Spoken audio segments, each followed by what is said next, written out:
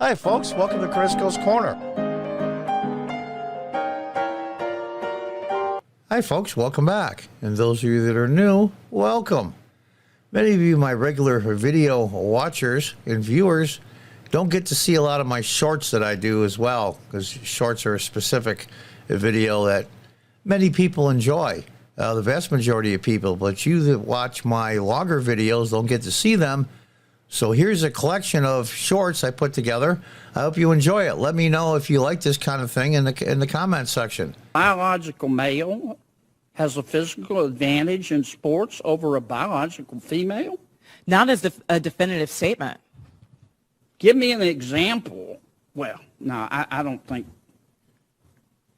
How many female members of the NBA do you see? Well, I can say that, there's been this news article about men that think that they could beat Serena Williams in tennis, right? That they think that they could actually score a point on her. And it's just not the case. She is stronger than that. What's your experience, Ben? Male, female? Both Serena and Venus lost to the 203rd ranked male tennis player, which they're phenoms for women. My experience, my husband, he swam at University of Kentucky as well. In terms of accolades and in terms of national ranking, I was a much better swimmer than him. He could kick my butt any day of the week without trying. So I leave feeling concerned about this moment in history, but reassured by the standards we've set here. We didn't tolerate propagandists, and this network and program never will. But it doesn't mean sticking your head in the sand either. If you ignore reality, you'll miss the biggest story. Being a real political journalist isn't about building a brand. It's about reporting what's happening and explaining why it's happening and letting the public absorb the facts. If you do this job seeking popularity, you are doing this job incorrectly. I take the attacks from partisans as compliments, and I take the compliments from partisans with a grain of salt. The goal of this and every Meet the Press episode is to do all of the following in one informative hour. Make you mad, make you think, shake your head in disapproval, and nod your head in approval. If you do all of that in 1 hour of this show, we've done our job.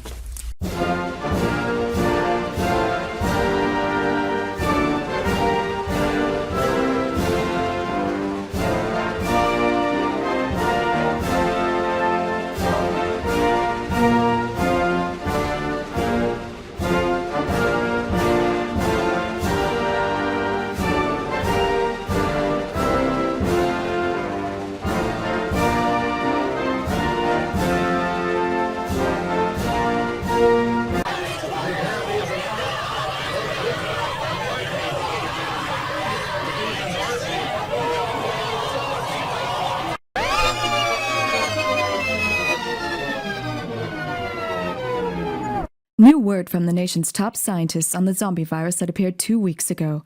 They released information saying that the symptoms to watch for are aggression, foaming from the mouth, deterioration of motor skills, and an unbelievable hunger. This is a video when President Trump crossed the North and South Korea border and walked in without security into North Korea to shake hands with a North Korean dictator.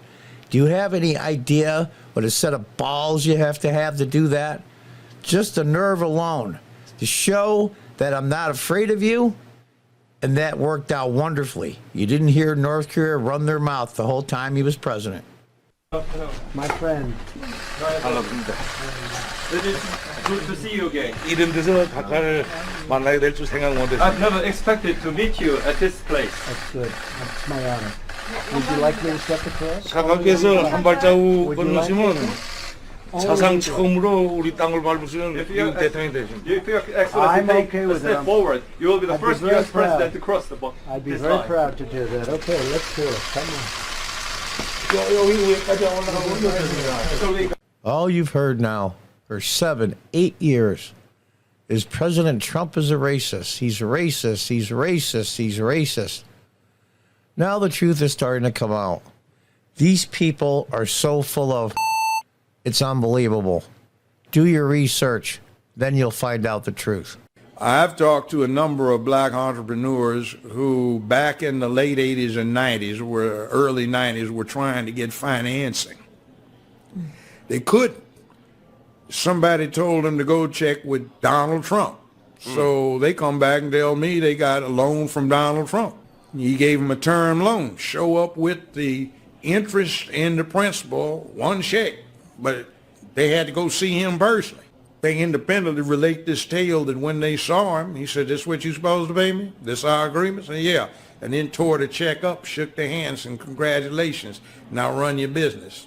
When we take back the House and the Senate, all that stuff doesn't go away like a campaign lie. No, I want revenge. I want these people that went after a president twice to impeach him to go to jail. I want those people gone. Yeah. Yeah. I'm with you on that one. I'm with you. Legally. None of this, well, you know, we won, we'll be good winners. You know, F that. Enough is enough. You know, they're the party of bad ideas. Republicans are the party of no ideas. Here's the quote from Henry V. It says, "In peace, there's nothing so becomes a man as modesty and stillness and humility.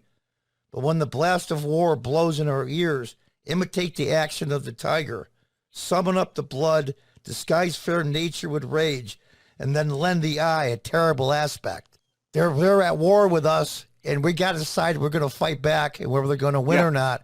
And not only win, but make sure that they're gone for at least a generation. There's truth in that the founding fathers, that George Washington, Thomas Jefferson, you know, they owned slaves. And they use that like as a way to really stick it to you, right? Slavery was worldwide and legal back then. What's something that's abhorrent that's happening now that's legal in this country? But people have just acted like it's normal that we're killing 1,500 babies a day. What are you guys even talking about? It was a completely different time. And of course, people are going to get mad at you about that. But I'm actually going to share with you some facts that the left often leaves out about slavery in America. Over half of the American states passed laws abolishing slavery by 1804, 30 years before the British. We actually abolished slaves before the British. They don't talk about that because it wasn't in the South, but the North abolished slaves, and the American wave of emancipation constituted the largest group of people who had voluntarily freed their slaves in the world. Today, America needs a fighter indeed. This nation needs a fighter. Someone who is willing to go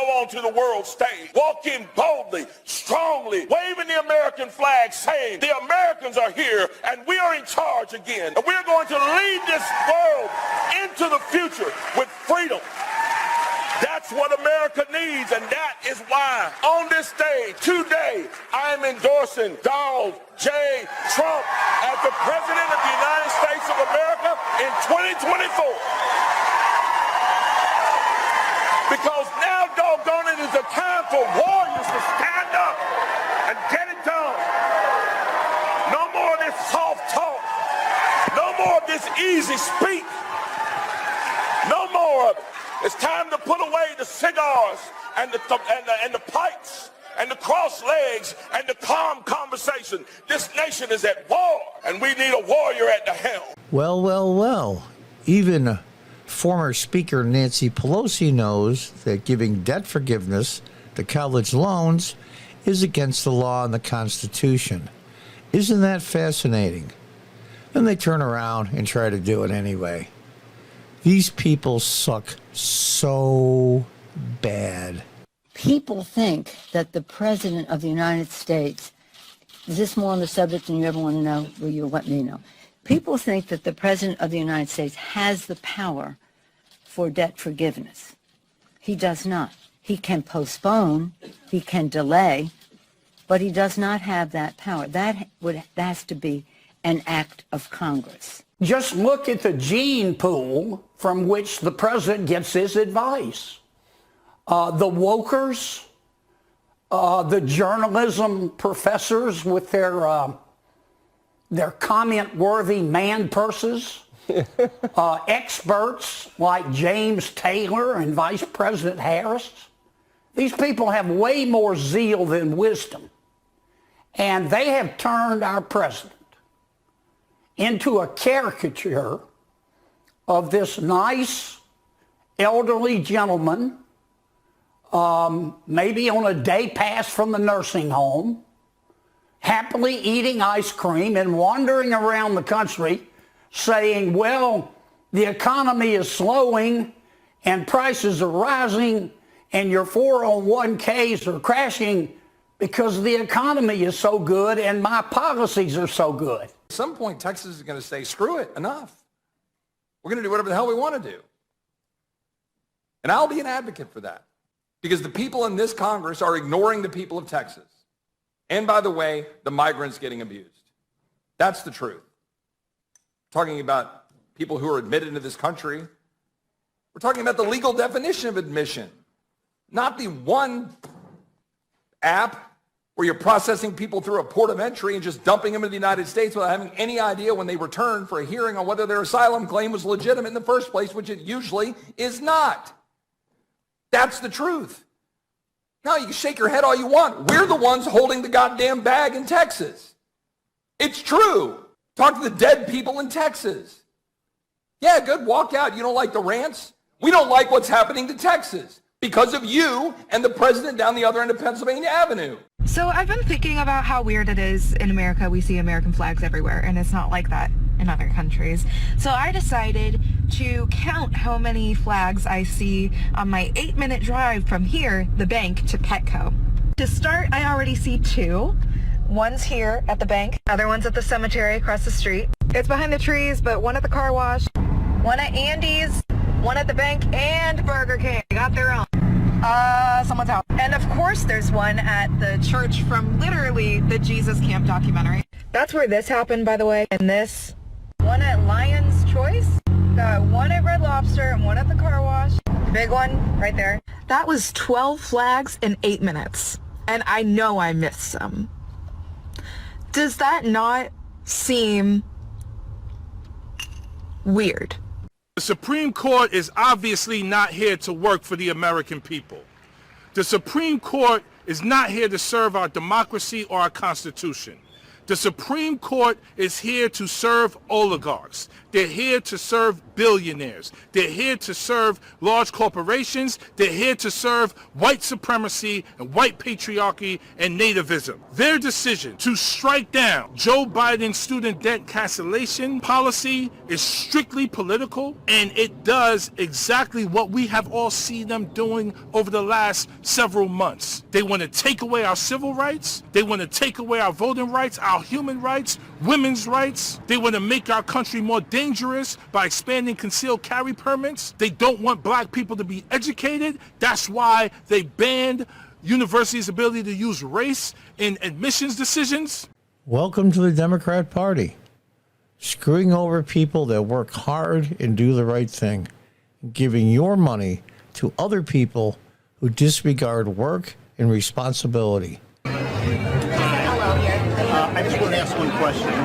My daughter's getting out of school. I saved all my money. She doesn't have any student loans. Am I going to get my money back? Of course not. So you're going to pay for people who didn't save any money, and those of us that did the right thing get screwed. No, it's not anybody got screwed. When we Of started course we did. My buddy had fun, bought a car, went on vacations. I saved my money. He made more than I did. But I worked a double shift, worked extra. My daughter works, she was 10. So you're laughing. Yeah, that's exactly what you're doing. We did the right thing, and we get screwed. I appreciate That's all right. Whatever else you say about him, Trump is the one guy with an actual shot at becoming president who dissents from Washington's long-standing pointless war agenda. And for that one fact, they're trying to take Trump out before you can vote for him. And that should upset you more than anything that's happened in American politics in your lifetime. Even if you don't plan to vote for Donald Trump, even if you would die before voting for Donald Trump, which is your right, and a lot of good people feel that way, even still, the destruction of our democracy, which is the right of voters to support any candidate they want, even candidates who don't want war with Russia, the destruction of that should keep you up at night. Yes, Donald Trump is a flawed man, but his sins are minor compared to those of his persecutors. In this life, we don't get to choose our martyrs. We can only choose our principles, and America's are at stake. You took an oath to uphold the Constitution of the United States. You reneged on that oath. We owe you nothing. Let me give you some real-life views on that. I have had any number of FBI agents who I've worked with over the years, some of them are retired, some are still in place, who have come to me and apologized for the manner in which that investigation was undertaken. I take that seriously. These are good, hard-working, the majority of people in the FBI, decent human beings who swear under their oaths to abide by the law and the like. And I think that exemplifies of the concern here. There are investigative activities undertaken or not undertaken here, which raise real concerns about whether or not the law was followed, the policies in place of the FBI were followed.